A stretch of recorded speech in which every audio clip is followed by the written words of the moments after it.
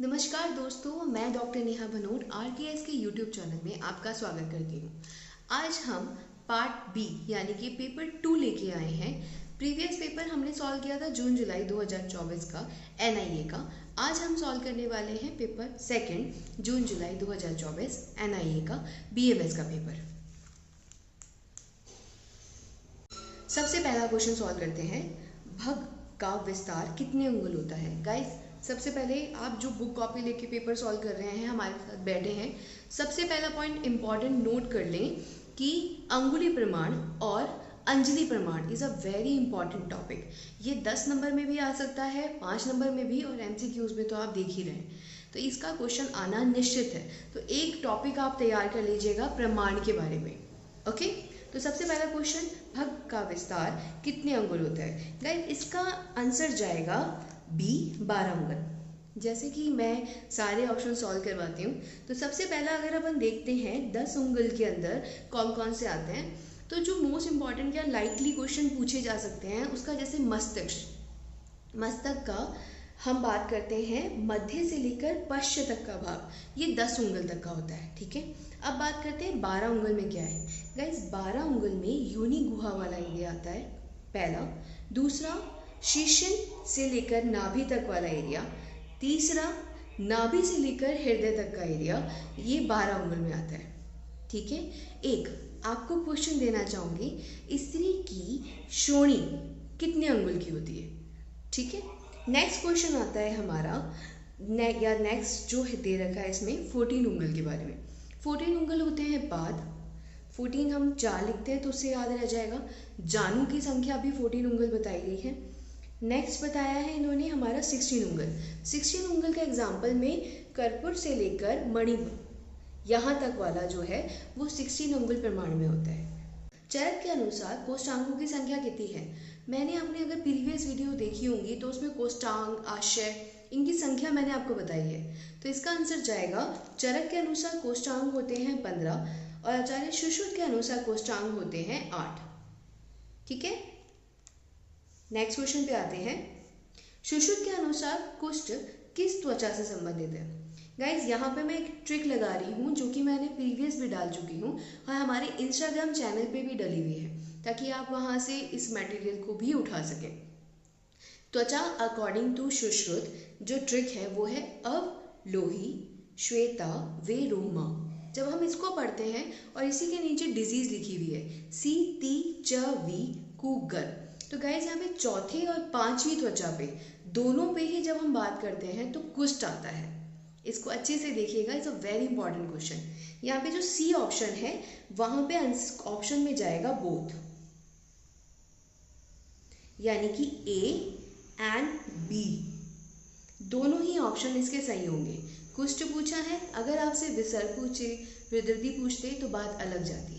यहाँ से कुष्ठ पूछा है तो ऑप्शन में दोनों दिए हैं, इसलिए इसका आंसर 4th त्वचा और 5th त्वचा दोनों जाएगा। नेक्स्ट क्वेश्चन पे आते हैं। शरीर मध्यम महानिम्न किसके लिए कहा गया है? वेरी इंपॉर्टेंट गाइज, ये कहा गया है हमारे सिंपल कोष्ठ के लिए, और इसका रेफरेंस है चरक सूत्र 11 का 48 श्लोक। ठीक है, आप जाके बिल्कुल वहाँ देखिएगा, बहुत अच्छा श्लोक है। ये भी किसके लिए कहा गया है? कोष्ठ के लिए। क्रेनिना कहाँ उपस्थित होती है? गाइस, क्रेनिना जो होती है वो ट्रेकिया में उपस्थित होती है। यहाँ पे नीचे मैंने डायग्राम भी लगा दिया है। ठीक है, नेक्स्ट क्वेश्चन, हृदय की सबसे बड़ी सिरा कौन सी होती है? देखिए, अब हमें क्या रहता है कि जब हम ये पूछते हैं कि कौन सी सबसे बड़ी वेन होती है, सबसे पहले हमारा दिमाग जाता है inferior vena cava. Guys, inferior vena जो केवा जो होती है वो होती है प्राइमरी लार्जेस्ट वेन। नोट कर लो, तीनों ही बहुत इंपॉर्टेंट चीज़ें लिखवा रही हूँ। प्राइमरी लार्जेस्ट वेन पूछें तो आएगा inferior vena cava. Secondary largest when पूछें तो आएगा, क्या आएगा? Superior vena cava. और अगर आपसे पूछे the largest when of the heart muscle, जैसे यहाँ पूछा है हृदय की सबसे बड़ी शिरा होती है, तो इसका आंसर जाएगा कोरोनरी साइनस, ऑप्शन डी। बाकी दो को भी नोट कर लीजिएगा। कौन सा कथन गलत है? ओके, लंग्स को समझाने से पहले देखो एक चीज़ समझो आप। हम लंग्स के बारे में क्या मोटी मोटी इंपॉर्टेंट चीज़ बताना चाहूँगी कि लंग्स जो है वो 2 पार्ट में होते हैं, हमें पता है। ट्रेकिया भी 2 पार्ट में डिवाइड होती है, हमें पता है। सबसे पहला चीज़ हम ये बात करते हैं कि लंग्स में कितने सेगमेंट होते हैं। राइट और लेफ्ट को जब डिवाइड करते हैं तो बात करते हैं राइट में 10 और अपने जो लेफ्ट में जो होते हैं उसमें भी 8 या 10 के आसपास होते हैं। यानी कि अगर मैं एवरेज की भी बात करूं तो अप्रॉक्स 10 सेगमेंट्स पाए जाते हैं। ठीक है, ये बात आती है कि राइट लंग्स में ज़्यादा सेगमेंट्स होते हैं, वो उसका वेट भी ज़्यादा होता है। Got it. नेक्स्ट पॉइंट आता है हमारा कि अब मुझे एक क्वेश्चन हमेशा रहता है कि कौन सा लंग्स वाला एरिया या कौन सा हार्ट वाला एरिया ज़्यादा इन्फेक्टेड होगा। तो गाइस इस दोनों में ही राइट वाला या राइट वेंट्रिकल की बात करूँ हार्ट के लिए या मैं लंग्स की बात करूँ तो राइट वाले में इन्फेक्शन ज़्यादा होता है कंपैरिजन टू लेफ्ट वाले की। ठीक है, ओके। देन फिर इन्होंने एक चीज़ बहुत अच्छी बताई है कि आप मुझे ये बताएं कि एक primary bronchi is a shorter than left. ठीक है, मैं आपको ये वाले पॉइंट इसलिए बताना चाहती हूँ क्योंकि यहाँ पे पूछा था गलत कौन सा है। तो जब मैं पहला वाला पॉइंट देखती हूँ कि right lung is heavier than left, ये सही है, अभी मैंने आपको बताया था। ठीक है, दैट सेकंड क्या है, right principal bronchi is shorter than left, ये भी सही है। नेक्स्ट क्या है, दोनों फेफड़ों में 10 ब्रोंकियो पल्मोनरी सेगमेंट होते हैं, अभी मैंने कहा था अप्रॉक्स हम मान सकते हैं, ये भी सही है। तो गलत कौन सा हुआ, लेफ्ट लंग जो है is more prone for infection, अभी मैंने बताया right lung more prone to infection, so ये लेफ्ट वाला गलत होगा। ओके, तो हमारा अगर मैं इसे पूछें कि राइट आंसर क्या जाएगा इस क्वेश्चन के रिगार्डिंग, इस क्वेश्चन के रिगार्डिंग राइट आंसर जाएगा ऑप्शन डी। ठीक है, नेक्स्ट क्वेश्चन पे हम आते हैं, हृदय का हृदय किसे कहते हैं। वेरी इंटरेस्टिंग क्वेश्चन, ये आपने आपकी 11th-12th में भी पढ़ा होगा ये क्वेश्चन, या ये कहीं ना कहीं डिस्कशन में आता है। हृदय का हृदय कहा जाता है ऐसे नोड को।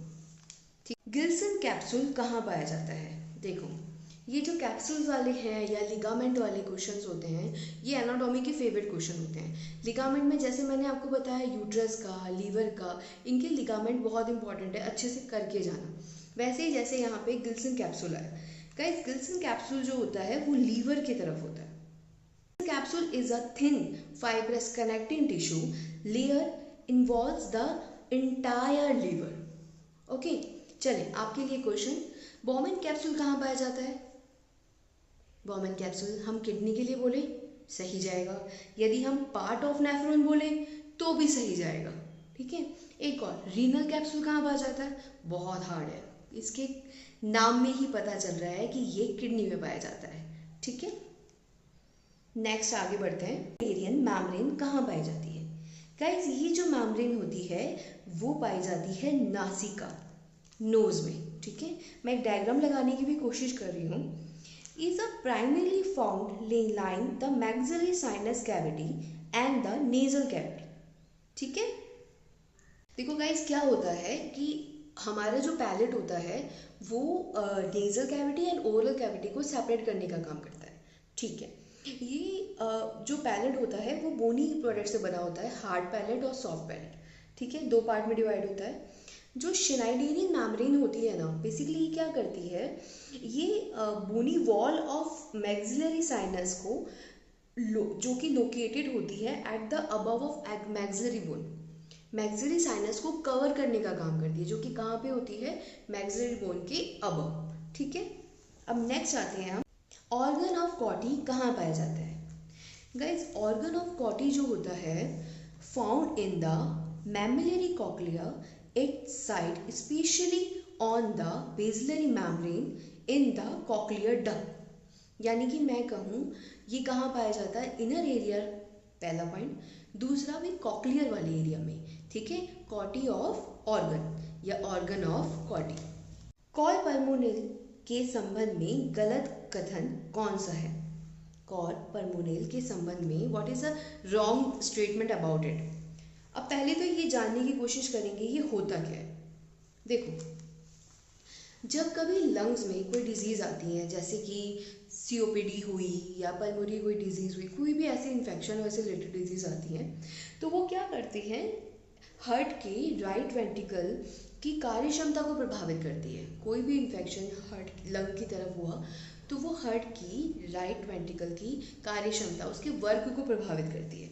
उसकी वजह से क्या होता है, उसकी वजह से हार्ट का फेलियर होना शुरू होता है, उसके इन्फेक्शन होने शुरू हो जाते हैं। ठीक है, ये सारे पॉइंट आते हैं। ठीक है, कैसे शुरू कैसे हुआ गाइस, इसमें होता क्या है, जैसे कुछ सीपीओडी डिजीज़ हैं, ये पल्मोनरी फाइब्रोसिस हैं, सीवियर इम्पैक्ट पड़ता है इनका heart by causing low oxygen level. Oxygen level कम हो गया, उसकी वजह से हाइपोक्सिया, फिर increase pressure in lungs, lungs में प्रेशर बढ़ जाता है, लीडिंग टू पल्मोनरी हाइपरटेंशन। किस क्या बढ़ा, pulmonary hypertension and right side heart failure, जिसको हम कॉर पल्मोनेल कहते हैं। ठीक है, यदि मैं इस क्वेश्चन में पढ़ना चाहूंगी कि कौन सा आंसर गलत है, तो इसमें जाएगा हमारा लेफ्ट साइड फेलियर। ठीक है, यानी कि मैंने क्या बताया था, राइट साइड फेलियर होगा, डन, वो सही है। Heart failure due to lung issue, ये भी सही है। और failure start from right ventricle, ये भी सही है। लेफ्ट फेलियर साइड नहीं होगा। ओके, नेक्स्ट क्वेश्चन पे आते हैं, त्वक बाहरी किसे कहते हैं। लास्ट क्वेश्चंस में हमने पढ़ी थी त्वचा आचार्य सुश्रुत के अनुसार, अब हम पढ़ने वाले हैं त्वचा आचार्य चरक के अनुसार। इसकी ट्रिक क्या है, यूए यानी कि उदक धरा असरक धरा, सी के सिद्म और कुष्ठ नहीं किलास, सिद्म और किलास, फिर आता है डी के दद्रु और कुष्ठ, एवी अल्जी एंड विदधि। ठीक है, लास्ट में आती है तम प्रवेश। ठीक है, अब मेरी बात ध्यान से सुने, यहाँ पे हमने क्या बताया, ये आप सब जानते हैं, आचार्य चरक ने त्वचा मानी है 6, आचार्य सुश्रुत ने मानी है 7। ठीक है, अष्टांग संग्रह और अष्टांग हृदय की त्वचा आप मुझे बताएंगे, कहीं डाउट होता है तो डीएम कीजिएगा। अब इसमें क्या बोला, सबसे बाहर की त्वचा त्वक बाह्य, त्वक बाह्य यानी कि उदक धरा, तो आंसर हमें यही मिल गया, सी ऑप्शन सही हो जाएगा। बाकी त्वचा के लिए क्या बताया है, यू ए सी के डी के ए वी, लास्ट में जो ए वी के बाद में आता है तम प्रवेश। ठीक है गाइस, मुझे कोई ये बताएगा, असरक धरा तो सेकंड त्वचा होगी, मेरु धरा कोई त्वचा है नहीं, कला है, वेरी गुड। मांस धरा त्वचा है, कौन सी त्वचा, आचार्य सुश्रुत के अनुसार बताई हुई 7वीं त्वचा। ठीक है, तो यहाँ पे आंसर क्या आ जाएगा, त्वक बाहरी, जो सबसे बाहर की लेयर। इस क्वेश्चन को आप सिंपल भी सॉल्व कर सकते थे, आपको त्वचा चरक की और सुश्रुत की पता होती तो आपको इतना पता है कि बाहर की त्वचा कौन सी होती है, कौन सी वाली है गाइस, उदक। नेक्स्ट आते हैं, डायफ्राम आउटेक ओपनिंग किस लेवल पे पाई जाती है। इसके लिए सिंपल ही ट्रिक याद करनी है, कौन सी ट्रिक याद करनी है, आई ई और ए, डायफ्राम पे इनकी ओपनिंग होती है, या फिर मैं बोलूँ इन ये जो 3 चीज़ मैं बता रही हूँ इनकी ओपनिंग होती है, किस पे, एक तो होती है T8 पे, ठीक है, इंफीरियर वेना केवा की ओपनिंग, ईसोफेगस की ओपनिंग होती है T10 पे, और आउटेक ओपनिंग होती है T12 पे। 8, 10, 12 इस लेवल पे ये ओपनिंग होती है और ये बहुत इंपॉर्टेंट होती है, क्या, इंफीरियर वेना केवा, ईसोफेगस और आउटेक। तो हमारा आंसर क्या जाएगा, T12। नेक्स्ट क्वेश्चन पे आते हैं, सुश्रुत के अनुसार मानव शरीर का अंगुली प्रमाण, स्टार्टिंग में ही आपको बोला था अंगुली प्रमाण is a very very important, अच्छे से पढ़िएगा। ठीक है, आचार्य सुश्रुत के अनुसार इन्होंने अंगुली प्रमाण पूछा है, उनके अनुसार अंगुली प्रमाण अगर मैं बात करती हूँ तो वो आता है 120। कोई मुझे बताएगा ढलन के अनुसार कितनी रहेगी, सेम रहेगी, कितनी रहेगी, 120। उसके बाद में हम आते हैं आचार्य चरक के अनुसार, आचार्य चरक के अनुसार अंगुली प्रमाण होता है 84 अंगुल। ठीक है। अगर मैं पूछूं अष्टांग के अनुसार, वाग्भट के अनुसार अंगुली प्रमाण क्या रहता है, तो आंसर जाता है 3.5 हस्त। जब इसको मैं डिवाइड करने लगती हूँ, एक हस्त बराबर होता है 24 उंगल्स। जब इसको हम कैलकुलेट करते हैं तो आंसर जाता है हमारा 84 उंगल्स। यानी कि वाग्भट का भी चरक के अनुसार सेम है। सुश्रुत के अनुसार 120 अंगुल प्रमाण हुआ हमारे पूरे शरीर का प्रमाण, ठीक है। और आचार्य चरक के अनुसार 84। हमसे क्या पूछा है, सुश्रुत के अनुसार, तो क्या आंसर जाएगा 120, ठीक है।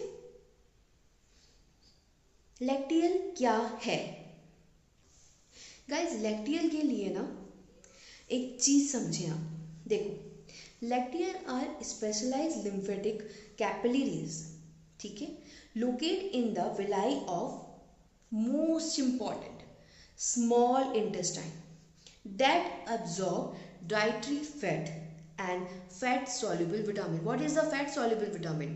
Fat soluble vitamin होते हैं ADEK, ओके।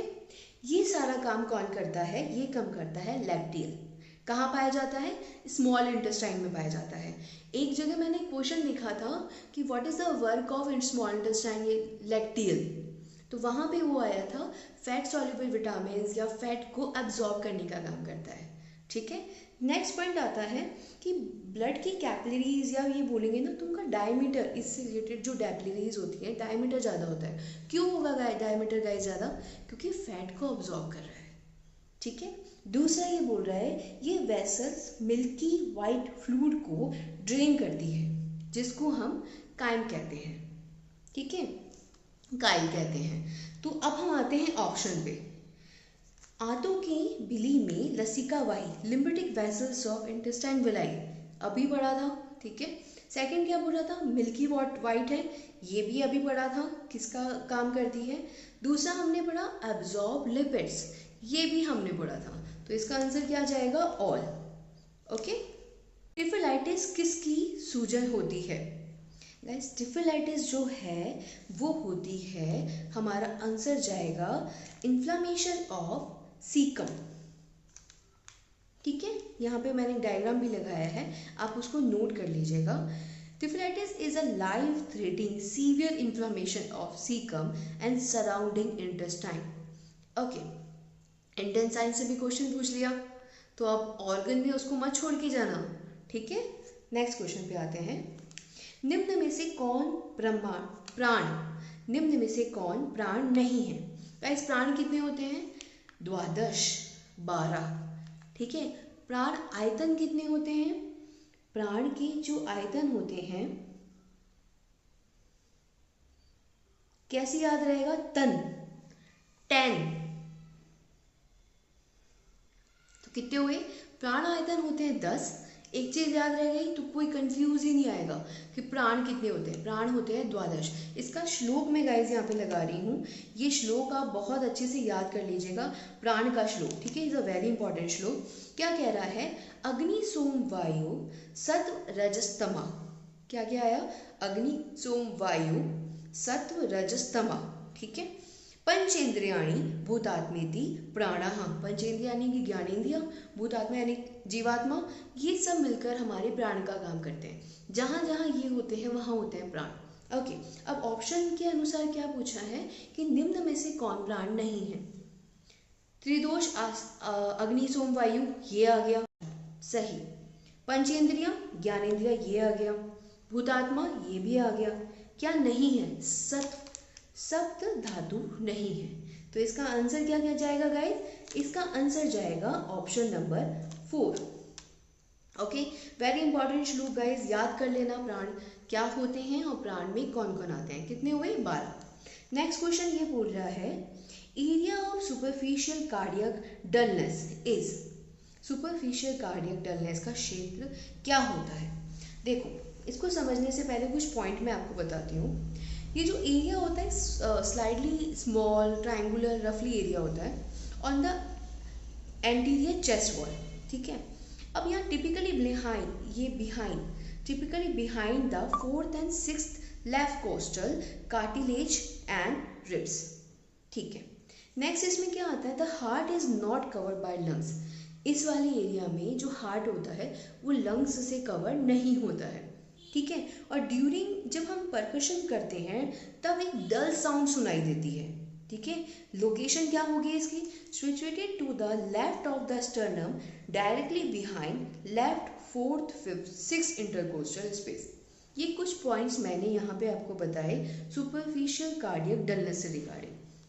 अब क्या हो रहा है, यहाँ पे हम पहला ऑप्शन पढ़ते हैं, area of heart which is not covered by lungs, ये ऑप्शन सही है। दूसरा इन्होंने बोला हार्ट के स्टर्नोकोस्टल सतह से संबंधित है, ये भी हमने पढ़ा कि डायरेक्टली स्टर्नम डायरेक्टली बिहाइंड, ठीक है। इसमें हमने पढ़ा जब हम परकशन पर एक डल साउंड सुनाई देती है, वो भी हमने पढ़ा, तो इसका ऑप्शन जाएगा ऑल, ठीक है। नेक्स्ट क्वेश्चन आते हैं, चेक लिगामेंट कहाँ पाया जाता है। गाइस चेक लिगामेंट जब मैं पढ़ रही थी तो चेक लिगामेंट के लिए आता है, ये आई पे पाया जाता है, ये ह्यूमन आई सॉकेट पे पाया जाता है, जो कि मूवमेंट कंट्रोल करता है मसल्स की मूवमेंट को, ठीक है। अच्छा, जब मैं इसको पढ़ रही थी तो पता है आपको, मुझे एक जगह और मिला, हॉर्स के लेग्स में, ये नहीं पढ़ना हमें, ठीक है, इसको हटा दो। चेक लिगामेंट के लिए आपसे पूछा जाता है तो कहाँ पे आया, आई पे। तो यानी कि हमें यहाँ पे ये समझ में आया कि लिगामेंट से क्वेश्चन आने के चांसेस है। कुछ इंपॉर्टेंट लिगामेंट्स होते हैं, चाहे वो हमारे ईएनटी से संबंधित, आई नोज ईयर से संबंधित हो, ईयर पे क्वेश्चन आया, आई पे क्वेश्चन आया, नोज पे क्वेश्चन आया, तीनों ही इंपॉर्टेंट है, ध्यान लिख लेना। त्वचा से 2 क्वेश्चन आए, ये भी ध्यान रख लेना। लिगामेंट वाला क्वेश्चन आया, मैंने आपको पहले ही बताया है, लीवर के लिगामेंट, यूट्रस के लिगामेंट, तो ये सब आप बिल्कुल ध्यान से पढ़ना, ठीक है। तो यहीं पे विराम देते हैं। हमारी कोई भी प्रॉब्लम आपको लगती है, कोई क्वेश्चन में डाउट होता है, तो आप बिल्कुल हमें बेझिझक मैसेज कर सकते हैं, कमेंट कर सकते हैं। Thank you guys.